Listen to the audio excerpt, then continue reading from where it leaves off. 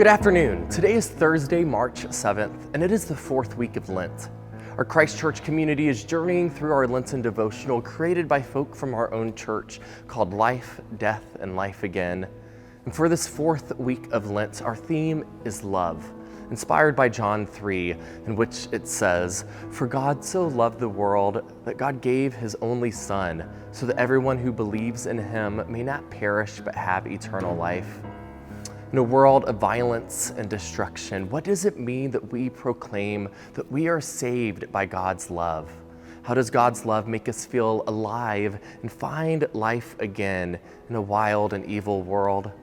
Today, church member Winona Green shares her reflection. An anxious heart weighs us down, but a kind word cheers us up. Proverbs 12:25. How does one love one's enemy? How do we love the people who oppress us, who trample on our humanity, who dismiss our thoughts, ideas, feelings, concerns, needs, and right to be? And yet, as we look through history and around the world today, rockets, bombs, drones, and bullets, an eye for an eye, have not made the world a safer place. Our human conflicts have not diminished in number or scope. In all the places around the world where there is conflict, everyday people just want to live in peace. Unlike their leaders, many know that hate can only be put down and abandoned where there is real love. But how do you love your enemy?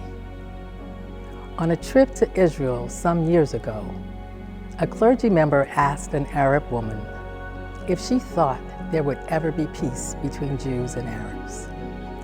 She responded, "A river of blood runs between us." On a Christ Church pilgrimage to Israel in 2013, an Arab woman was asked how she coped with the life facing her each day.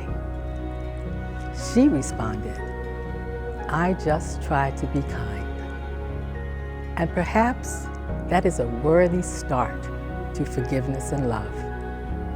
Being kind to everyone, friend and foe, those we agree with and those we do not, those who have loved us and those who have caused us great harm. How do we love our enemy?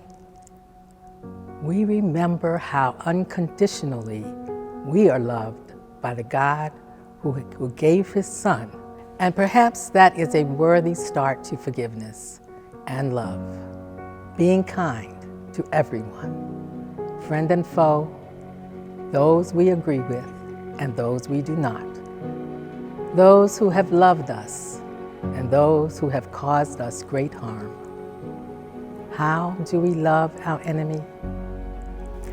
We remember how unconditionally we are loved by the God who gave his Son that we might live, and we just try to be kind. Loving God, help us to be gentle, kind, and loving in all our interactions in the world.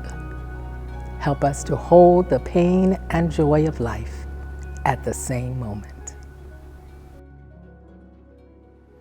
What about you? How does God's love make you feel alive and find life again?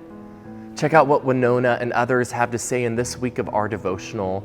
You can find it online at christchurchnyc.online, where we also have info about everything else we're up to, from our Thursday night and Lent gathering that meets tonight, our Holy Week plans, and so much more.